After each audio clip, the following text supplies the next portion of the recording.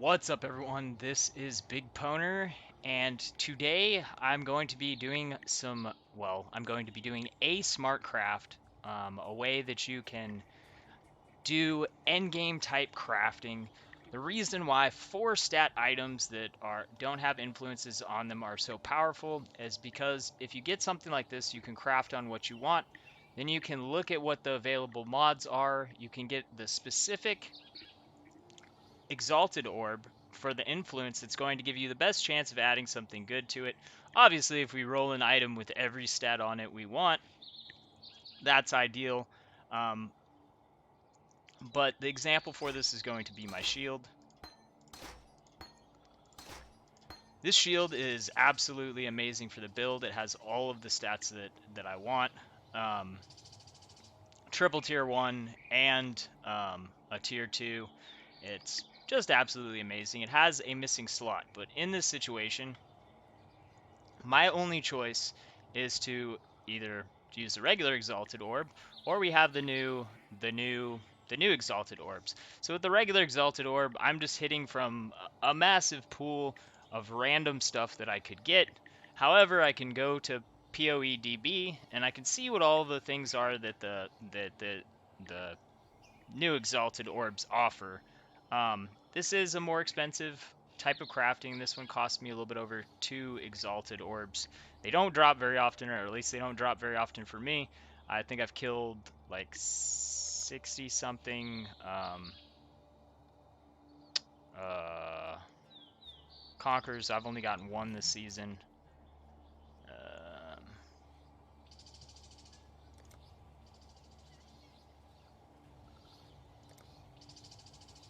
um,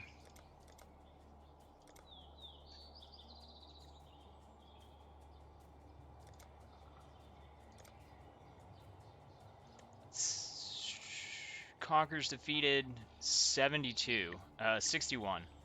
So and 61 kills, I've only gotten one, so they are pretty rare.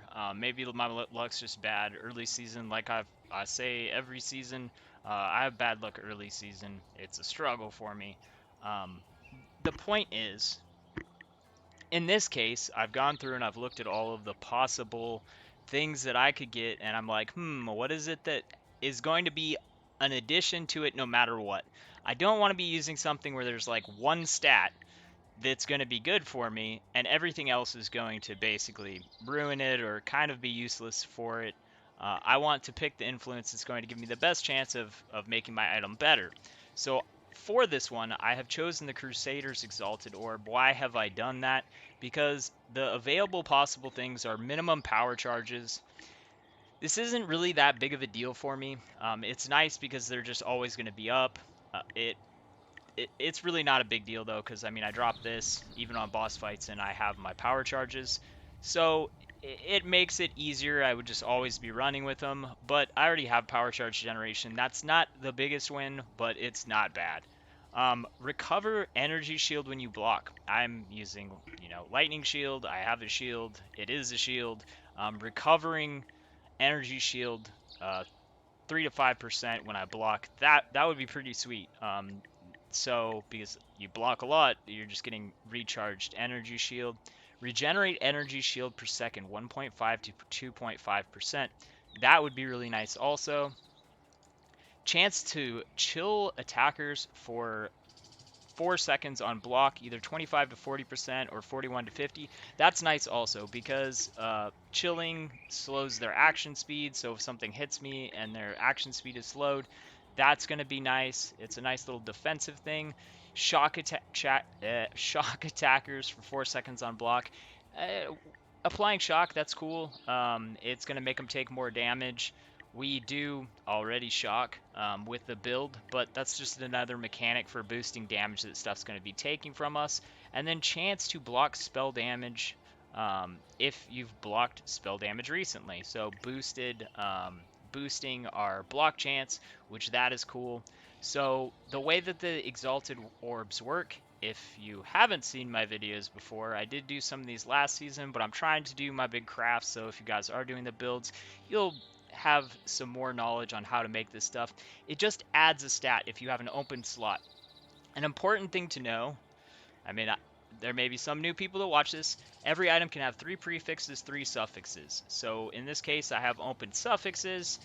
So that's going to be the pool that I'm going to be pulling from because I already have my 3 prefixes. I'm going to be slamming on a suffix. So without further ado, let's do it. 25% chance to chill attackers when blocking. So it's a defensive addition. I personally like it better than the shock.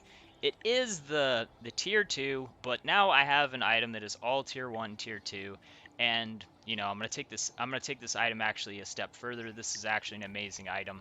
Um, I'm going to wind up taking and white socketing this, and then I'm going to perfect roll the stuff onto it, and then I'm going to actually beast corrupt this because I got this item like this with these stats already on there. So there was no pre-qualitying it. It wasn't a crafted item.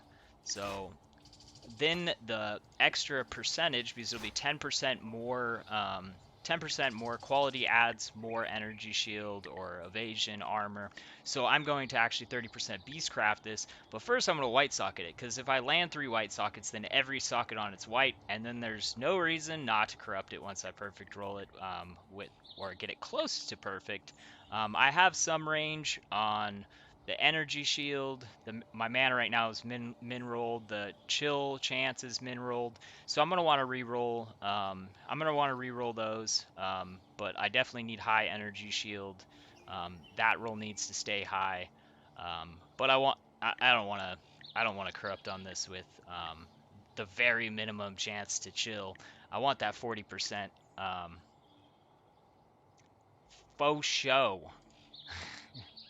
It's pretty nice right now, though. I've got other stuff I need to roll on, but I wanted to do a quick video. I hope you guys like this. Obviously, it's going to be different for every single item. If you're new to PoEDB, you need to select the type of item. You need to select its base. Like, for instance, this is a base. It's evasion and energy shield, which means it's intelligence and dexterity. So make sure you select the right thing so you're seeing the right mods.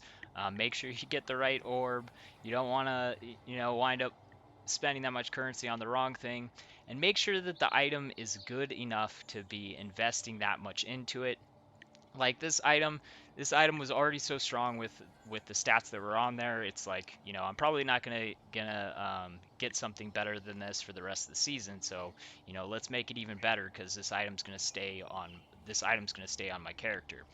As far as divining, if you have a crafted on stat, you want to divine and then craft your stat to perfect, because this is one of those items that I'm going to try to make as close to perfect as possible, because I'll have close to like 400 energy shield on this item with a tier 1 resistance, chance to block attackers, all that good stuff, and the mana, which is super important for this build.